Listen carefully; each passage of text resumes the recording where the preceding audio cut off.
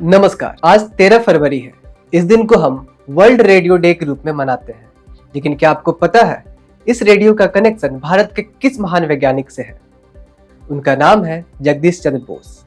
हमारी यह modern wireless communication की दुनिया 19th सेंचुरी के भारतीय वैज्ञानिक जगदीश चंद्र बोस की रिसर्च, उनके ऐसे ही अनेक इन्वेंशंस और उनकी खोजी थ्योरीज से ही हम लेटेस्ट 5G मोबाइल टेक्नोलॉजी का आविष्कार भी कर पाए हैं। वायरलेस कम्युनिकेशन का मतलब है बिना किसी फिजिकल कनेक्शन के इंफॉर्मेशन और स्पीच भेजना और रिसीव करना। जो कम्युनिकेशन एक समय कबूतर से हुई थी वह 1850 में टेलीग्राफ तक जा पहुंची, लेकिन टेलीग्राफ अपने वायर से सीमित होती है।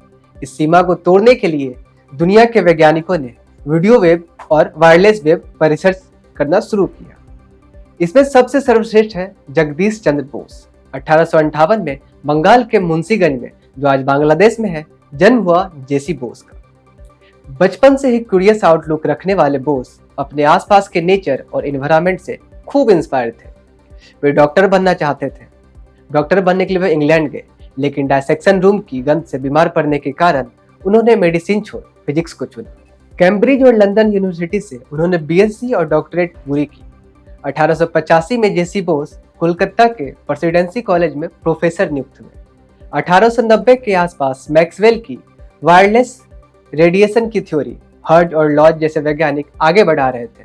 इन थ्योरीज को पढ़ टेस्ला, मार्कोनी और ब्राउन जैसे कई वैज्ञानिक दुनिया का पहला रेडियो बनाने की कोशिश में लगे हुए थे। बोस ने भी इसको पढ़ा और एक खास वायरलेस रिसीवर का आविष्कार किया, जिसका नाम था मर्क्यूरी कोहेरर। यूरोपीय वैज्ञानिक अपने हर आविष्कार को पेटेंट कर उससे मुनाफा कमाने की सोचते थे, लेकिन बोस ने अपना आविष्कार सबके सामने बिना कुछ छिपाए पेश किया।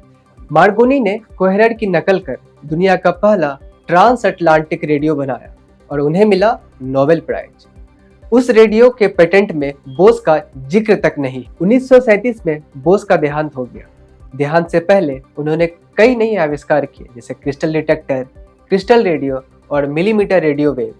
मिलीमीटर रेडियो वेव का अर्थ है एक एक्सट्रीमली हाई फ्रीक्वेंसी वाली रेडियो। इन वेव की यूज कई जगह होती है, जैसे एस्ट्रोनॉमी, मिलिट्री, मेडिसिन। आज की लेटेस्ट 5G मोबाइल टेक्नोलॉजी का आविष्कार भी मिलीमीटर रेडियो वेव पर ही आधारित है।